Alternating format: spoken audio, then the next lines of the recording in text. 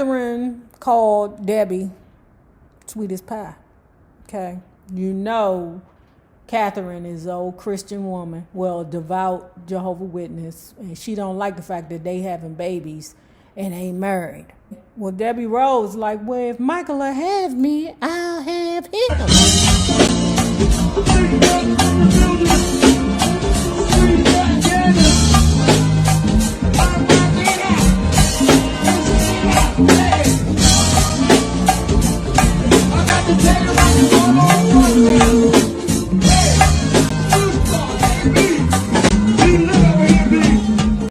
It certainly appears either that Michael was a fast worker when he realized his marriage was in trouble, or that he had a master plan to father a child once and for all, which did not involve his wife. On January 18th, 1996, I appeared on CNN to announce that Lisa Marie Presley had filed for divorce from Michael Jackson. That would mean I is J. Randy Terrible Lele. In her petition, she noted the date of separation as December 10th, 1995, just after she saw Michael in the hospital.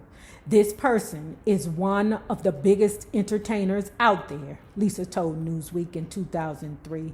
He is not stupid. He's very charming when he wants to be. And when you go into his world, you step into a whole other realm. I could tell you all about the craziness, all these things that were odd, different, evil, or not cool.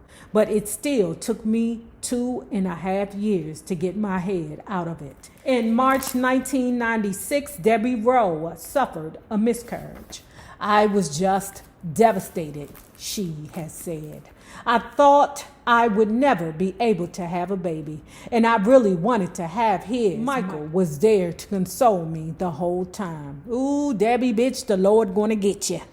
Ooh, you's a dirty bitch. Michael's divorce from Lisa was finalized on August 20th, 1996. As part of the settlement, Lisa received 10% of royalties from Jackson's His Story album.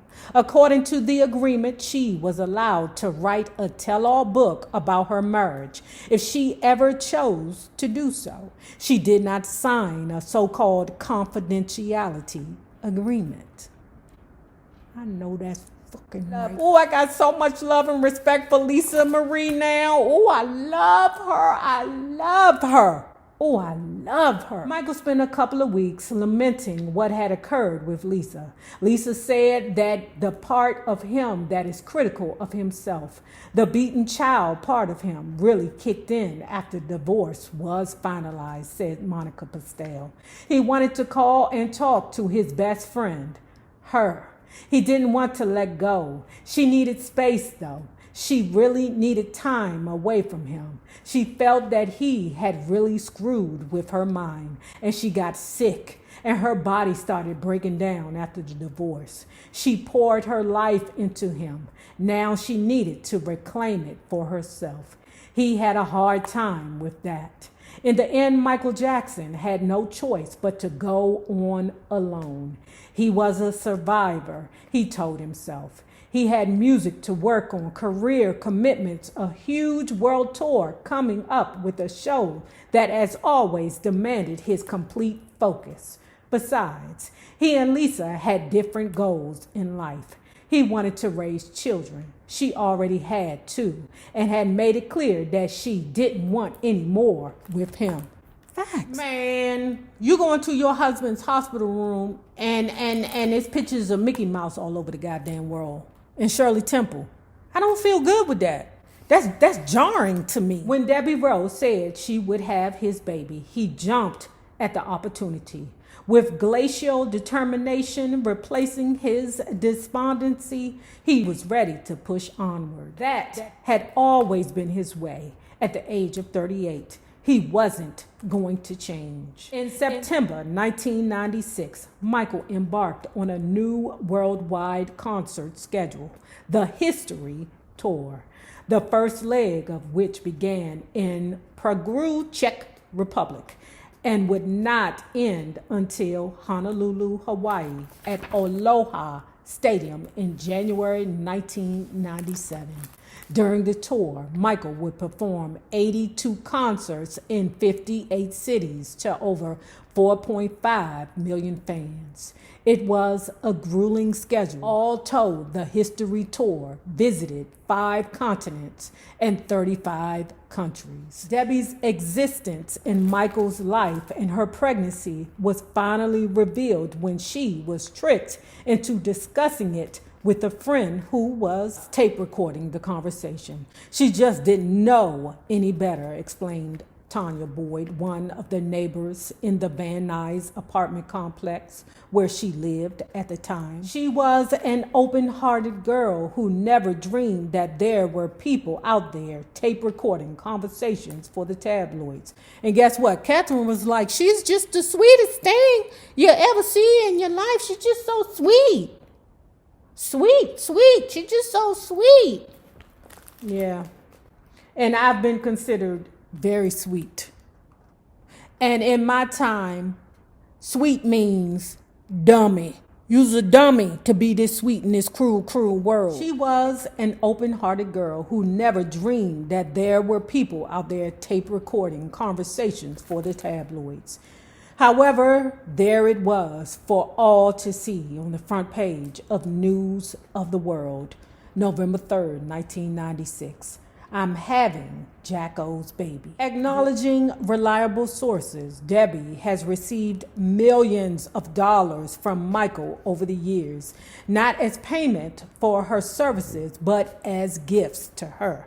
When Michael's former business manager, Myung Ho Lee, sued him for $14 million in 2002, among the court papers filed was Michael's monthly budget, which included payment to Debbie Rowe for $1.5 million. Whether she's getting money from him every month, annually, or per child, she will never have to worry about finances again. Michael arranged for other financial annuities for her, as well as eventually buying her a $1.3 million home in the exclusive Franklin Canyon enclave of Beverly Hills in the fall of 1997. He and Debbie would never live together. Catherine called Debbie sweet as pie. Okay, you know Catherine is an old Christian woman, well, devout Jehovah's Witness, and she don't like the fact that they having babies and ain't married, okay? Well, Debbie Rose like, well, if Michael will have me, I'll have him. Michael had never wanted to repeat the sins of his father, so Catherine perhaps knew how to appeal to him. Or, as the associate put it, she pushed all the right buttons. Michael agreed that he should marry Debbie. Prior to the Jackson matriarch's involvement, the plan was that Debbie was to have been a surrogate mother for Michael, a close friend doing a favor for him by having a baby, which she would then give him to raise. After the birth of the child, Michael intended to issue a statement and then keep the mother's identity a secret. In much the same way, the identities of most surrogate mothers are protected. A good example of what he and Debbie intended is the way he has handled the identity of the woman who gave birth to his very blonde third child, Prince Michael II. We don't know who she is, other than that she's not Debbie. Debbie has denied maternity. He has not divulged her name, and he hasn't married her either. The day before he married Debbie Rowe, Michael telephoned Lisa Marie Presley in Los Angeles to tell her of his plans. He still cared deeply about her, he said, and didn't want her to read about the wedding in the papers. He felt dreadful, he told her, about the way their relationship ended, with us saying mean things to each other. And now I'm moving on, he told her, according to a later recollection. But I don't really feel that it's right, not without your blessing. In fact, those close to Michael say that he was so anxious about his marriage to Debbie. He was jittery and would begin to sob at the slightest provocation, his tears flowing unchecked. No wonder he was worn out. His life had been filled with such confusion and anxiety for as many years as he could remember. The stress of it keenly felt, especially while on the road with yet another strenuous tour. He was bone tired. "I'm getting too old for this shit," Michael said. Lisa didn't know how to react to Michael's telephone call. She still loved him, she said, but she was adamant that they would never be together again. Therefore, he should go forth and do whatever he wanted to do with his life, with Debbie Rowe or anyone else. I was just talking to BFF about this. I was saying how whenever I'm in a trance, meaning that I'm in a relationship with someone who is unequivocally a dirty dick, okay, like the Michael Jackson is being right now, okay, but he's oblivious to just how dirty his dick is. But whenever I'm in a trance with a person, male or female, depending on what day it is, okay, whenever I'm in a trance with a person and then I wake up from that trance, unfortunately, what always happens is after that, I'm good. I could be friends with you because I'm good with the fact that you're now somebody else's problem. I'm super good with that. And I wish you love and happiness for the rest of your life because I know that you are who you are. And 9 times out of 10, when I'm waking up out of a trance, it's because I'm realizing things that I didn't realize initially. Like, you're not just this person to me, you're this person to everyone. And I don't give a fuck if you was with the Janet Jackson or the Jada Pinkett, because I'm finding out that Jada Pinkett Smith was supposed to be the best looking girl in Baltimore. And I'm like, well, when did this happen? I don't care if it was the 70s, 80s, or 90s. It ain't no way that Jada Pinkett was the best looking woman. To these dumb motherfuckers to come out of Baltimore. Jada Pinkett, I'm sorry. And my BFF was like, nay, Jada Pinkett was that it girl back in the day. Y'all, I'm sorry. I've never been a fan of hers. Never. I just thought she was just a little boy face. I never thought she was a great actress. To me, she was like the female Bokeem Woodbine. I feel like both of them, Jada Pinkett and Bokeem Woodbine, overacts. It's like, girl, it's like you do too much. All right. But where the hell was I going with this? Fuck it then. Let's get back to the story. Lisa didn't know how to react to Michael's telephone call. She still loved him, she said, but she was adamant that they would never be together again. Therefore, he should go forth and do whatever he wanted to do with his life with Debbie Rowe or anyone else. I don't know why I was talking about Jada Pinkett, but I know I was talking about once it's over for me. Okay? Oh, that's what I was saying. What I was saying was it doesn't matter who you are. Okay? If you the Janet Jackson, the Beyonce, the Kim Kardashians of the world, whoever the most beautiful woman in the world is, or Halle Berry, or the most sought after woman in the world is. The same ninja that he was to me, he's going to be to her. Maybe not in the beginning, but eventually he's going to be that ninja to her. Prince Michael Jackson. Michael's son was born in February 1997 at Cedars-Sinai Medical Center. He is now known as Prince Michael I. Michael's grandfather and great-grandfather were both named Prince. Michael Jackson is a powerful person who has a strong effect on people, even the most wealthy and famous, who want nothing more than to be in his life. Apparently, Lisa Marie Presley was not immune to the influence. Despite all that had happened with him in their 20-month marriage, she was compelled to keep abreast of the goings-on in Michael's life. Maybe in an effort to achieve that goal, she suddenly began socializing with Michael's sister, Janet. A few months earlier, the two were spotted together at a club in Manhattan called Life, seemingly enjoying each other's company and causing people to wonder what in the world they were doing together. Lisa explained to friends that she was advising Janet on how to get back in shape for her upcoming Velvet Rope tour. However, it's unlikely that Lisa and Janet were going to the gym together. It simply looked like they were having fun because that same week they were seen shopping, having lunch, going to the movies, and even catching an off-Broadway play, both in disguises. In September 1997, Lisa attended the launch party for Janet's Velvet Rope CD.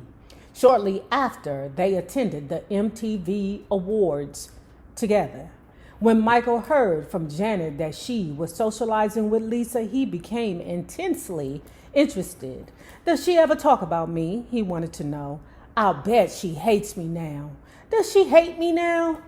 Janet told her brother that Lisa seemed to hold no grudge against him for what had happened in their marriage, and in fact would actually like to see him. What she didn't tell him was that Lisa had been suspicious of Michael's marriage to Nursey. That's Debbie Rowe. She knew Michael well enough to know that his goal had always been to have children, and he didn't seem to care how he got them. He had wanted Lisa to bear him a child, but she drew the line there since she didn't want to bring a child into an unhappy union. She suspected that he and Debbie had an agreement to have a baby and that their marriage was just a device to make it legitimate. Janet confirmed all of those suspicions, telling her that Michael did it, married Debbie for Catherine. Really, Lisa didn't hold against Michael any of his choices where Debbie was concerned. You can't blame someone for being exactly who they are, can you? She asked her friend, Monica Pastel. A lot of the people use surrogate mothers, and if you look at this and really kind of squint at it, I think that's what it is. But she hastened to add, it gives me a terrible headache if I think too hard about it.